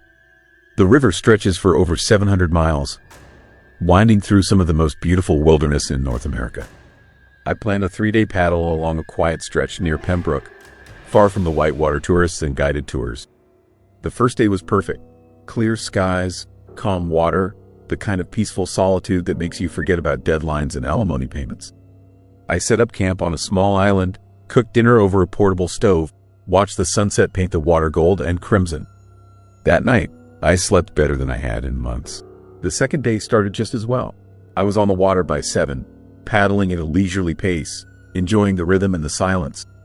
The morning mist still clung to the surface, creating an eerie, dreamlike atmosphere. But it felt magical, not scary. Not yet. Around 10, I rounded a bend and saw the Alexandra Bridge in the distance. Old steel and concrete spanning the river, connecting Ontario to Quebec. I had planned to stop there, take some photos, maybe grab lunch in town before continuing downstream. That is when I noticed the canoe. It drifted about 50 yards ahead of me, moving slowly through the water. Nothing unusual about that. Plenty of people canoe these rivers. But something felt wrong. The way it moved seemed off somehow, though I could not immediately figure out why. I kept paddling, closing the distance. As I got closer, I realized what had triggered my unease. The canoe was moving upstream, against the current, but I could not see anyone paddling. No visible occupant, no oars breaking the surface, just an empty canoe gliding upriver like it was being pulled by an invisible rope. My rational mind offered explanations. Maybe someone was lying down in the bottom. Maybe it was caught in some weird eddy or current I did not understand. Rivers can do strange things, but my gut knew better. Something about that canoe radiated wrongness. A creepy, unsettling presence that made my skin prickle despite the warm August sun. I slowed my paddling, letting the distance between us grow. Part of me wanted to turn around, head back to camp, forget I had seen anything. But curiosity and stubborn pride kept me moving forward. I was a grown man in broad daylight on a busy river. What was there to fear? The canoe continued its steady drift upstream, never wavering, never slowing. I followed at a distance, watching it with growing unease. As we approached the bridge, maybe 200 yards away, I noticed something else disturbing. The water around the canoe looked different, darker somehow, like a shadow was spreading beneath it, staining the river black. I stopped paddling completely, letting my kayak drift with the natural current. The canoe kept moving against the flow, heading toward the bridge with eerie determination. Then, as I watched, a figure sat up in the canoe. One moment it was empty. The next, someone was there. A woman, I thought, though the distance made details hard to distinguish. She sat perfectly still in the center of the canoe, not paddling, not moving, just sitting there as the vessel continued its impossible journey upstream. My heart started hammering. People do not just materialize. They were lying down and sat up, I told myself. That was all, a reasonable explanation. But I had been watching that canoe for 10 minutes. I would have seen movement, would have noticed someone shifting position. The woman had simply appeared, like she had been edited into reality. The canoe passed under the bridge. I was maybe 100 yards behind now, my kayak drifting slowly in the opposite direction. I should have turned around right then. Should have paddled hard for shore and never looked back. But I was transfixed, unable to look away from that silent, ghostly vessel. As the canoe emerged from the shadow of the bridge, I saw her clearly for the first time. She wore old-fashioned clothing, long dress, dark and heavy despite the summer heat. Her hair hung wet and limp around her shoulders, but it was her skin that made my blood run cold. Pale, deathly pale, almost blue in the morning light. And her face, tilted up toward the sky, showed no expression at all. Just blank, empty features that looked more like a mask than a living person. She turned her head slowly toward me. Even across the distance, I felt her eyes lock onto mine. Dark eyes, hollow eyes, eyes that held no warmth, no life, no humanity. I started paddling backward, desperate to put distance between us. But the current was weak here, and I moved painfully slow. The canoe continued upstream, but now it began to angle toward me, cutting across the river with impossible precision, heading directly for my kayak. Panic flooded through me. I paddled harder, my arms burning with effort, but the kayak barely moved. The woman in the canoe never shifted position, never picked up a paddle. She just sat there, staring at me with those terrifying hollow eyes while her vessel glided across the water like it was on rails. 50 yards away, 40, 30, I could smell it now, the stench of river water and decay. The odor of something that had been underwater too long. Something rotting and wrong. 20 yards. I could see details now that made my stomach clench with fear. Her dress was not just wet. It was disintegrating, falling apart with age and water damage. Her skin had a waxy, bloated quality. Dead fish pale with dark veins showing through. And her eyes, God, those eyes, they were not just hollow. They were filled with something worse than emptiness. Filled with hunger, with a desperate, terrifying need. 10 yards away, I screamed. Actually screamed like a child, my voice echoing across the water. Dropped my paddle in my panic and almost capsized trying to grab it. My hands shook so badly I could barely grip the shaft. 5 yards. She opened her mouth. Water poured out. Dark river water, thick with silt and debris, streaming between her blue lips in an impossible torrent. The sound it made was horrible. A wet, gurgling roar that should not have come from a human throat. Then she reached toward me. Her hand extended slowly, fingers spread wide, dripping with river water and strands of green algae. Those fingers were too long, joints bending at wrong angles. Not a hand, a claw wearing human skin. I found strength I did not know I had. Drove my paddle into the water and pulled with everything I had. The kayak surged forward, shooting past the canoe with inches to spare. I felt the cold radiating from that vessel, an unnatural chill that had nothing to do with water temperature. I did not look back, paddled with frantic, desperate strokes toward the shore, my breath coming in ragged gasps. Behind me, I heard splashing, the sound of something large moving through water. But I refused to turn around, refused to see how close she was. My kayak hit the rocky shore with a jarring crunch. I scrambled out, fell in the shallow water, crawled up the bank on my hands and knees. Only then did I risk a glance back at the river. The canoe had stopped. It drifted in the middle of the current, facing upstream but no longer moving against the flow. The woman was gone. The vessel was empty again, just an old, weathered canoe bobbing gently in the water. I stood there shaking, water dripping from my clothes, staring at that innocent-looking boat, trying to convince myself I had imagined it all. Heat stroke, dehydration, some kind of hallucination. But I knew what I had seen, knew what had reached for me with those terrible, elongated fingers. I abandoned my kayak right there on the shore, hiked 2 miles to the nearest road and hitched a ride into Pembroke. The driver, a local contractor, asked why I was soaking wet and shaking. I told him my kayak had flipped, did not mention the canoe or the dead woman who paddled it. At a coffee shop in town, I pulled out my phone and started searching. Ottawa River drownings, historical accidents, missing persons. I needed to know if what I had seen was real or if my mind had finally cracked under the stress of my disintegrating life. I found her in an old newspaper archive. A scanned article from 1963. Sarah Mackenzie, age 28, drowned in the Ottawa River near Pembroke on August 14th. She had been canoeing alone when a sudden storm capsized her vessel. Her body was found 3 days later, caught in the rocks beneath the Alexandra Bridge. The article included a photo, a young woman smiling at the camera, vibrant and alive. I recognized her immediately. Same face, same hair, same woman I had seen in that canoe.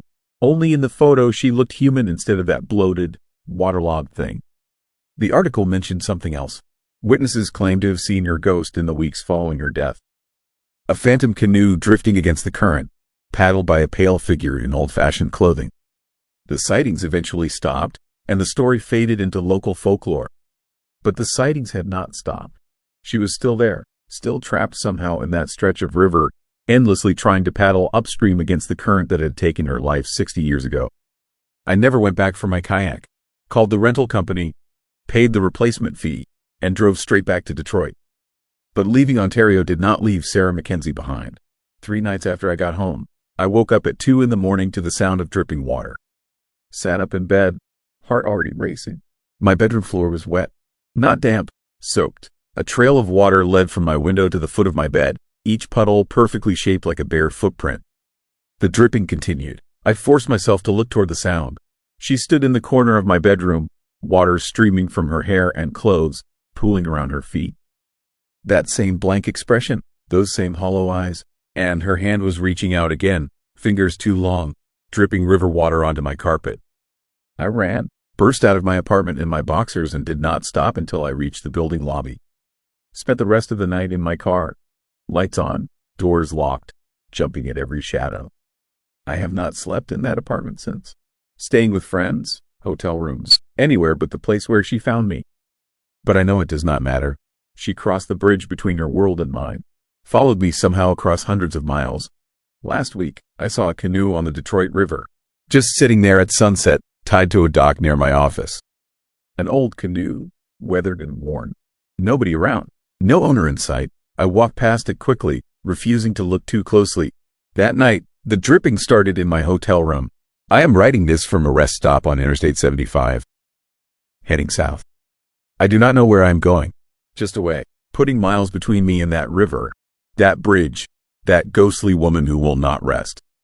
But I can smell it now, even here, in this bright, fluorescent lit rest area with travelers all around me. That scent of river water and decay, getting stronger. And in the bathroom mirror, I saw wet footprints on the tile floor, leading to the stall where I was standing. She is getting closer. The distance does not matter. The miles mean nothing. I marked myself somehow by seeing her, by being on that river when she was reliving her drowning. Now she knows me, knows where I am. The horror is not that she drowned. The terrifying truth is that she never stopped drowning.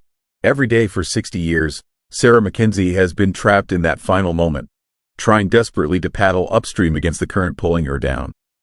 And anyone who sees her, anyone who witnesses her eternal struggle, becomes part of it somehow. I can hear dripping behind me now, in this rest stop bathroom, getting louder. I am too frightened to turn around, too scared to see what I know is standing behind me, reaching out with those horrible, elongated fingers. If you ever kayak the Ottawa River, stay away from the Alexander Bridge. Do not paddle those waters in August. And if you see a canoe moving upstream with no one paddling it, turn around immediately. Do not wait to see who sits up. Do not let those hollow eyes lock onto yours. Because some people never make it across the river. They are stuck forever in the crossing, trapped between life and death, desperately trying to reach a shore they will never touch. And they are so lonely, so desperate for company, that they will pull you into the water with them, just so they do not have to drown alone anymore. The dripping is right behind me now. I can feel the cold, smell the river. She has found me again. And this time, I think she is tired of just watching. This time, I think she means to drag me under. Story 8-401 Vanishing Hitchhiker. The woman in my back seat had been dead for 37 years, and I did not realize it until she disappeared. My name is Robert Hayes, and I drive a long-haul route between Toronto and Windsor 3 times a week. Highway 401 is Canada's busiest stretch of road. 10 lanes of constant traffic cutting through southern Ontario like a concrete river. I have driven it for 16 years, and in all that time, I thought I knew every mile, every exit, every rest stop. I was wrong. What happened to me last November changed everything I thought I understood about that highway and about the thin line between the living and the dead. It started on a Thursday night around 11:30. I was heading west toward London, running about 2 hours behind schedule because of an accident near Oshawa that had backed up traffic for miles. The highway was mostly empty by that point, just scattered transport trucks and the occasional late-night commuter. Rain had started falling, a cold November drizzle that made the road gleam like black ice under my headlights. That is when I saw her. She stood on the shoulder near the Whitby exit, illuminated by my high beams. A woman in a white dress, soaked through, her long dark hair plastered to her face. She was not waving or trying to flag me down. She just stood there, perfectly still, staring directly at my truck as I approached. Every instinct told me to keep driving. You do not pick up hitchhikers on the 401 at midnight. You do not stop for strangers in isolated areas. But something about her stillness, her complete vulnerability in the freezing rain, made me hit the brakes. I pulled onto the shoulder about 50 feet past her and watched in my side mirror as she walked toward the truck. Her movement seemed strange, too smooth and gliding, like she was floating rather than walking through the puddles on the pavement. When she reached the passenger door, I unlocked it and rolled down the window. She looked young, maybe mid-20s, with pale skin and dark eyes that seemed enormous in her thin face. The white dress clung to her body, and I could see she was shivering violently. She did not say anything, just stared at me with those haunting eyes. I gestured toward the back seat of my extended cab, and she climbed in without a word. The cab filled immediately with the smell of rain and something else, something earthy and ancient like wet soil. I cranked up the heat and pulled back onto the highway. That is when the terror really began, though I did not know it yet. I tried talking to her, asking where she needed to go, if she was okay, what had happened to leave her stranded on the highway in the middle of the night. She never responded. When I glanced in the rearview mirror, she sat perfectly motionless in the back seat, staring straight ahead with those huge dark eyes. Her lips had a blue tint, and water dripped steadily from her hair onto my upholstery. I decided to take her to the next exit, Port Hope, where there was a gas station and a motel. Someone there could help her, call the police or a social worker or whoever deals with traumatized women found wandering highways in the rain. But every time I looked in the mirror, something felt wrong. She never blinked, never moved. The smell of wet earth grew stronger, almost overpowering, until I had to crack the window despite the rain. And the temperature in the cab kept dropping despite the heater running full blast. I was about 5 miles from the Port Hope exit when I noticed something that made my blood run cold. In the rearview mirror, I could see the back seat clearly. I could see the headrest, the seatbelt, the small digital clock on the dashboard behind me. But I could not see her reflection in the glass. The back seat appeared empty, even though I could hear her breathing, hear the water dripping, smell that overwhelming scent of damp soil. My hand started shaking on the wheel. I told myself it was a trick of the light, a glare on the mirror, some rational explanation. But when I turned my head to look directly at the back seat, she was there. Solid, real, staring at me with those enormous, unblinking eyes. I faced forward again, my heart hammering. The Port Hope exit was 2 miles away. 2 miles and I could get her out of my truck. Let someone else deal with whatever disturbing situation this was turning into. I pressed harder on the accelerator, pushing the speed limit, desperate to reach the exit. That is when she finally spoke. Her voice came from right behind my ear, so close I could feel cold breath on my neck. She said 3 words in a whisper that seemed to bypass my ears and speak directly into my brain. She said, "He is waiting." I jerked the wheel involuntarily, almost sending the truck into the median. I corrected quickly, my pulse pounding in my throat. When I checked the rearview mirror again, the back seat was empty. Completely empty. No woman, no wet dress, no dripping water, just my empty back seat under the dim interior light. I slammed on the brakes, pulling hard onto the shoulder. My truck fishtailed slightly before coming to a stop. I threw it into park and spun around, checking every inch of the back seat and the small sleeper area behind it. Nothing. No one. She had vanished as completely as if she had never existed. But the smell remained, that overwhelming scent of wet earth and something rotting beneath it. And the back seat was soaking wet, water pooling on the upholstery exactly where she had been sitting. I sat there for 10 minutes, shaking, trying to process what had just happened. Then I did what any rational person would do. I convinced myself I had imagined it. Exhaustion. Long hours. Maybe I had dozed off for a second and dreamed the whole thing. The wet seat could be explained by rain coming through a window I had forgotten to close completely. But I knew I was lying to myself. I had not imagined her. She had been real, solid, sitting in my back seat. And then she had simply ceased to exist. I drove straight to the Port Hope exit, pulled into the gas station, and went inside. The clerk, a middle-aged woman with tired eyes, looked up from her magazine when I entered. I must have looked disturbed because she immediately asked if I was okay. I told her what had happened, leaving out the parts about the missing reflection and the vanishing. Just said I had picked up a hitchhiker who seemed troubled and had run off when I stopped. Did she know of any missing persons reports? Any women matching that description? The color drained from her face. She stared at me for a long moment, then asked me to describe the woman in detail. The white dress, the long dark hair, the pale skin, the way she had stood perfectly still on the shoulder near Whitby. The clerk reached under the counter and pulled out a worn newspaper clipping, protected in a plastic sleeve. It was yellowed with age, dated November 14th, 1987. The headline read, "Local woman dies in highway accident." The photo showed a young woman, maybe 25, with long dark hair and dark eyes. She wore a white dress in the picture, probably a formal portrait from a wedding or graduation.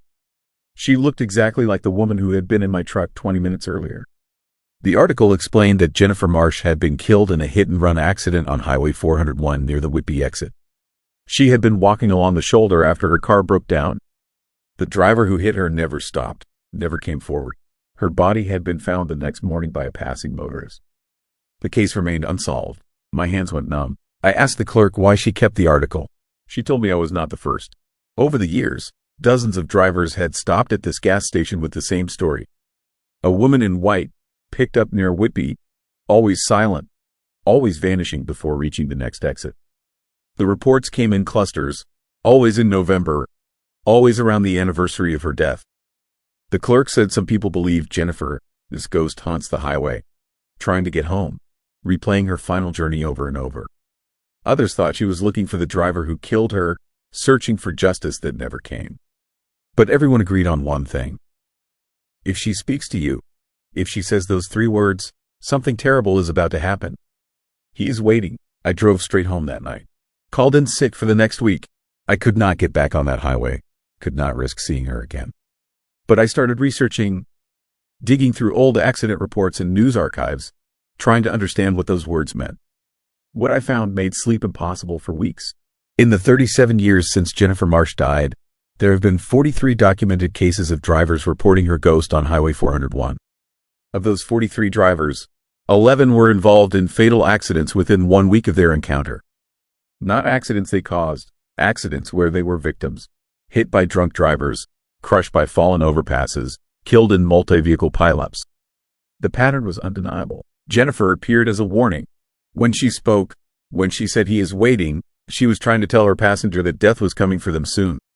The same death that had taken her, sudden, violent, on this very highway. I am one of the 43 now. She spoke to me. She gave me the warning. And every time I get behind the wheel, every time I merge onto any highway, I feel like I am driving towards something inevitable. It has been 4 months since that night. I changed my route. I take back roads now, avoid the 401 entirely. But I know it does not matter. Whatever is waiting for me is not bound by geography. It is bound by fate, by the same dark force that took Jennifer and the 11 others who heard her warning. Last week, my wife told me I need to see a therapist. She said I am developing an irrational fear that the stress of long-haul driving is finally catching up with me. She does not understand. She was not there. She did not see those eyes or smell that scent of wet earth and death. She did not hear that voice whisper directly into her soul. Yesterday, I was driving to the grocery store on a quiet suburban road when I saw something in my rearview mirror. Just for a second, a flash of white in my back seat. When I looked again, nothing was there, but I could smell it. That smell of rain and soil and something ancient waiting beneath the ground. She is still with me, still trying to warn me, and I am running out of time. I tell this story because I need someone to know what happened. Because when they find me, when the accident finally comes, I want people to understand it was not random. It was not bad luck or poor timing. It was something else, something that haunts Highway 401, using the ghost of a young woman to mark those who are about to join her in death.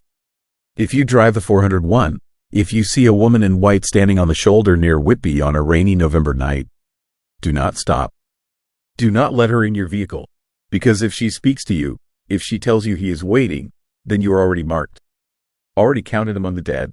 I know this now. I have known it since that night 4 months ago when she vanished from my back seat and left behind only the smell of her grave and 3 words that echo in my mind every waking moment. He is waiting, and I am terrified that soon, very soon, I am going to find out exactly who he is. Story 9. Sudbury Mine Elevator Incident. I heard voices coming from an elevator shaft that had been sealed for 37 years. My name is Jake Morrison, and I worked as a mining engineer at the Creighton Mine in Sudbury, Ontario for 11 years before what happened in Shaft 7 destroyed everything I thought I understood about the world beneath our feet. The Creighton is one of the deepest metal mines on Earth, descending over 7,000 feet into the Canadian Shield. Down there, the rock is hot enough to burn your hand if you touch the walls. The air is thin, the darkness is absolute, and sometimes, In the deepest levels where men have carved tunnels through stone that has not seen light in 2 billion years, you hear things that should not exist. The sealed elevator was in the abandoned northwest section, a part of the mine that had been closed since 1986 after a cave-in killed 4 workers. The company walled off the entire area, declared it structurally unsound, and rerouted all operations to newer shafts. Nobody went down there anymore. Nobody was supposed to. The maps showed it as restricted space, and the access tunnels were blocked with steel doors that required special clearance to open. But maintenance records are not always perfect.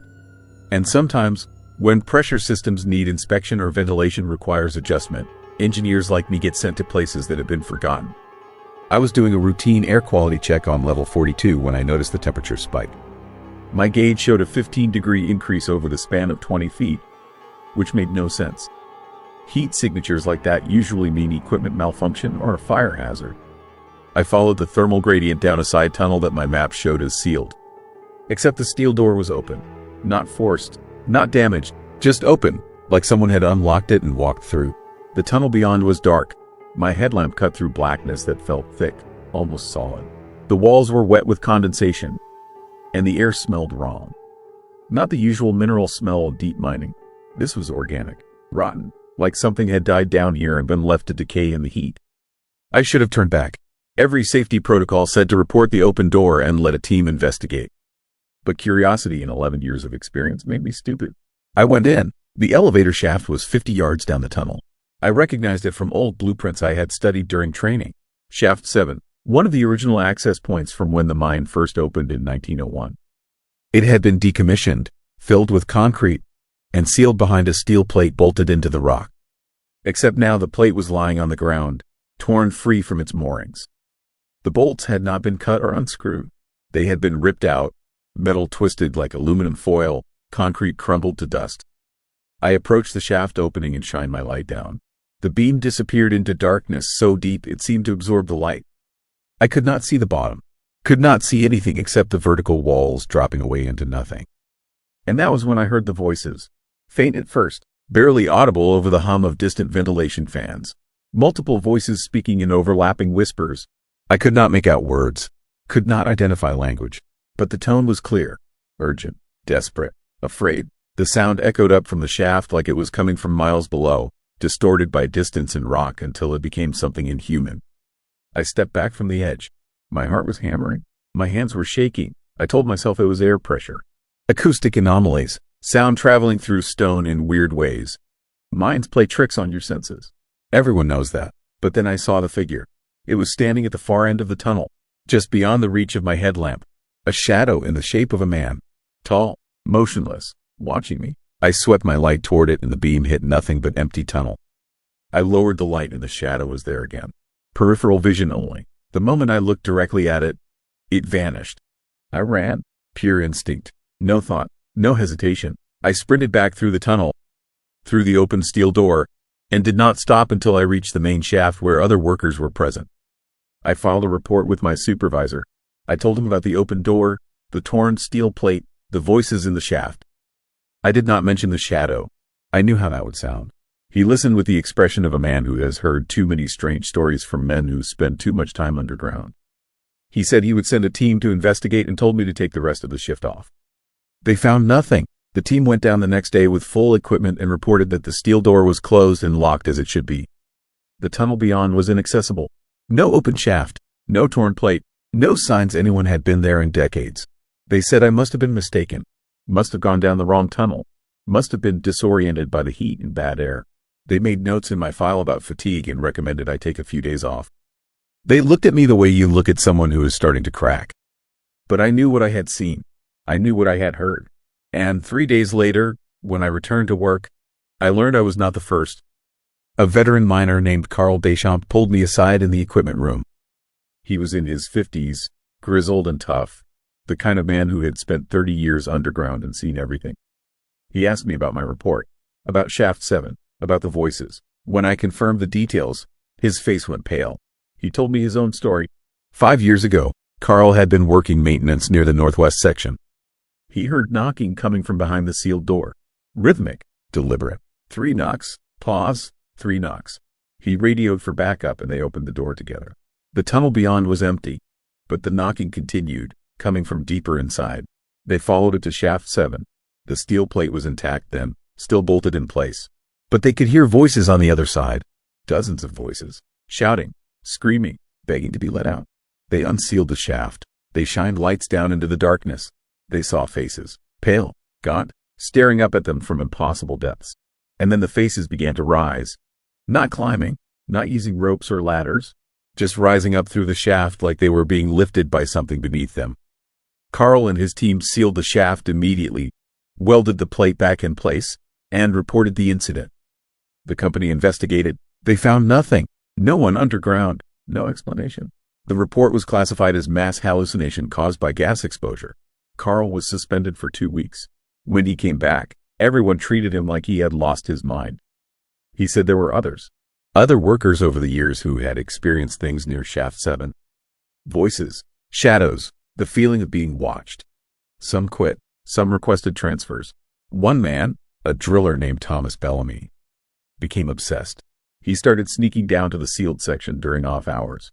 He claimed the voices were calling to him, calling him by name, telling him secrets about the mine, about what was really down there in the deepest levels where the rock is older than life itself. Thomas disappeared 3 weeks after his first experience with the shaft. He went underground for a routine shift and never came back. They found his equipment scattered across level 51. His headlamp was still on, lying on the ground, pointing at a wall. His tool belt was discarded. His boots were lined up neatly side by side like he had taken them off and walked away in his socks. But there were no footprints, no blood, no signs of struggle, just his gear abandoned in the middle of a tunnel 2 miles from the nearest exit. The search lasted 4 days. They combed every accessible tunnel. They used dogs. They used thermal imaging. Nothing. Thomas Bellamy had vanished into 7,000 feet of solid rock. The official report said he had likely fallen down an unmapped shaft or become disoriented and died in a collapse. His body was never recovered. The case was closed. Carl looked me dead in the eye and told me to stay away from shaft 7. He said whatever was down there, it was patient. It waited. It watched. It chose people. And once it chose you, once it started calling to you, you had 2 options. Leave the mine forever or end up like Thomas. I tried to follow his advice. I requested a transfer to surface operations. I told my wife I was thinking about changing careers. I even looked into jobs in other cities. But the dream started 2 weeks after my encounter. Every night I would find myself standing at the edge of shaft 7. The voices would rise from the darkness, and this time I could understand them. They were saying my name, over and over. Jake, Jake, Jake, come down, come see, come home. I started losing weight. I could not sleep more than 2 hours without waking up in a cold sweat. My wife said I was talking in my sleep, holding conversations with people who were not there. She said I sounded different when I did it, like someone else was speaking through my mouth. She begged me to see a doctor. I made an appointment but never went, because part of me, some deep irrational part, knew that no doctor could help with what was happening. The pull became unbearable. I would be at home watching television and suddenly feel an overwhelming urge to drive to the mine, to go underground, to return to shaft 7. I started making excuses to work late shifts. I volunteered for assignments in the deeper levels. My supervisor noticed. My coworkers noticed. They all saw the same thing they had seen in Thomas Bellamy. The obsession, the change, the slow surrender to something none of us could name. Last week I went back to shaft 7. I told myself it was to prove Carl wrong, to prove there was nothing supernatural about an old elevator shaft, to prove I was still in control. I went alone. I went at night. I opened the steel door that should have been locked and found it open again, just like before. The tunnel was waiting, the shaft was waiting, and the voices were so much louder now, so much clearer. They were not just voices. They were people, real people who had worked in this mine over the past century. I recognized names. Thomas Bellamy, the 4 workers who died in the 1986 cave-in, dozens of others who had been lost or killed in accidents throughout the mine. This history. They were all down there, all calling, all trapped in something that existed below the rock, below reality, in a place where the mine had dug too deep and broken through into something ancient and hungry. I looked into the shaft. I saw the faces rising again, but this time I recognized one of them. It was me, my own face staring up from the darkness, my own voice among the chorus calling my name. And I understood then what the shaft really was. It was not an elevator. It was a mouth, an opening into something vast that fed on the people who ventured too close. It took them, copied them, stored them, and then it wore them like masks, calling to others, luring more victims into the deep. I am writing this from my apartment in Sudbury. I have not been back to the mine in 5 days. I called in sick. I have not answered calls from my supervisor. I have not spoken to anyone, because I am not sure anymore if I am really Jake Morrison or if I am something that came up out of Shaft 7 wearing his face. I have memories that are not mine. I hear voices in empty rooms.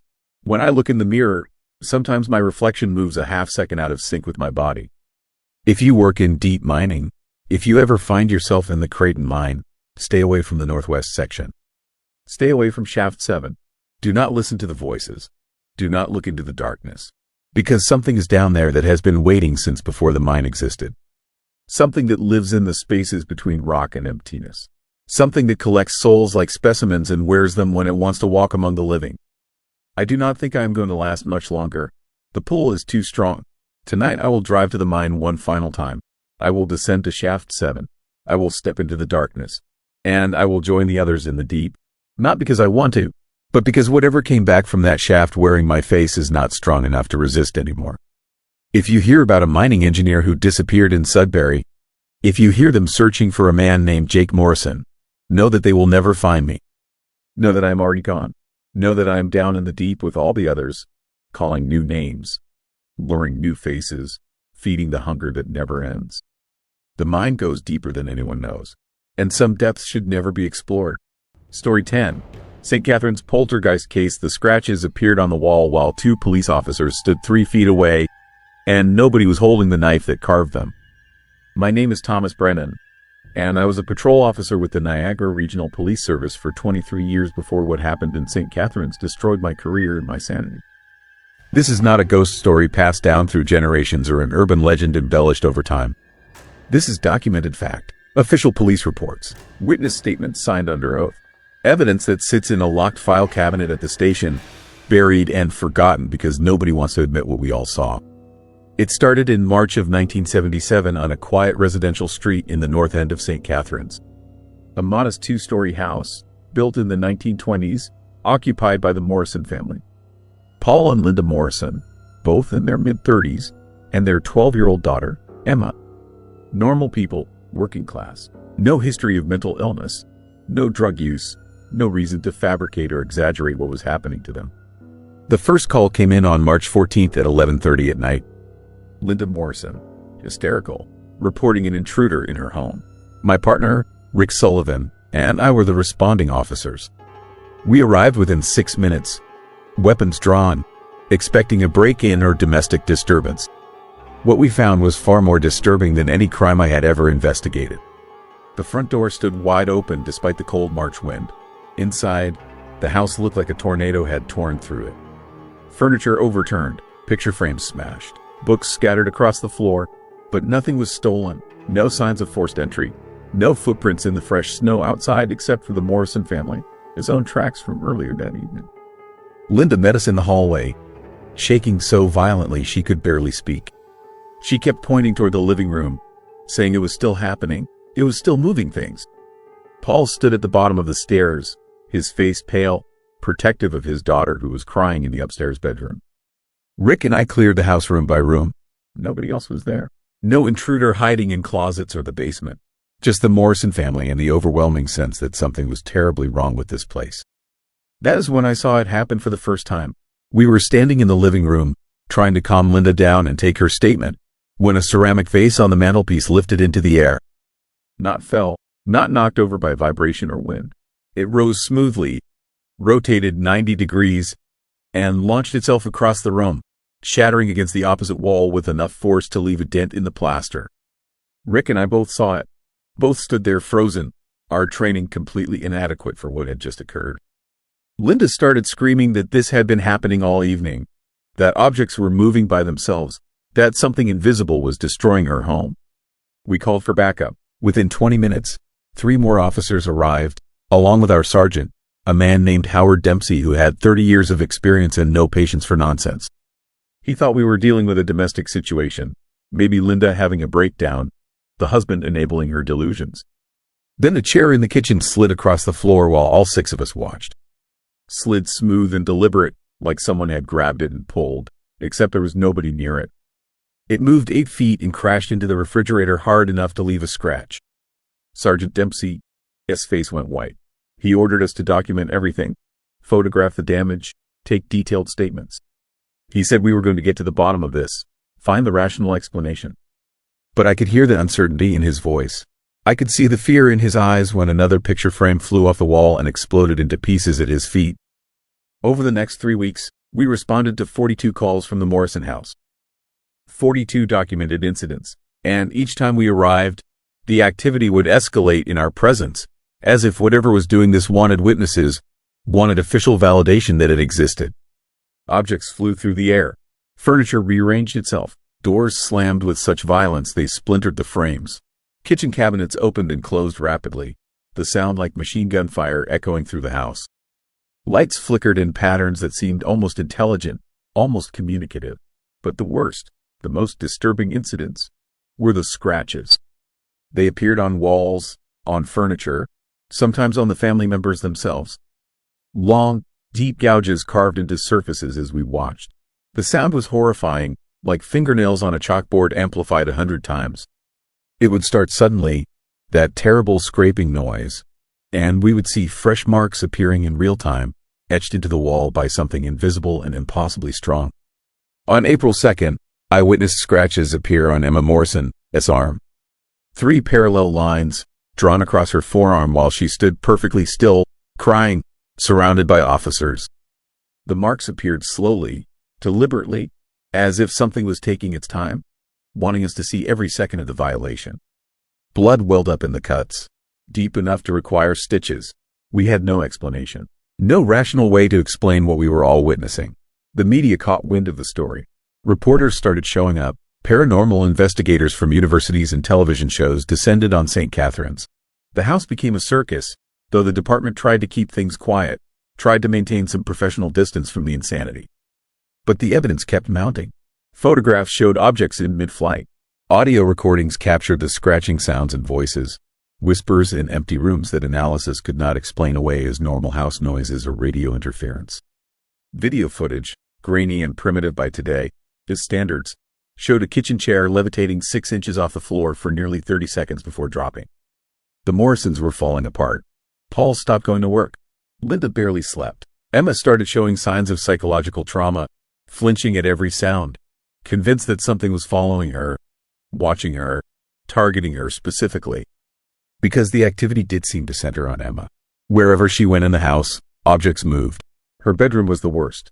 We would find furniture stacked in impossible configurations, her toys arranged in disturbing patterns, messages scratched into her closet door in letters 2 feet high. The messages were the most chilling part.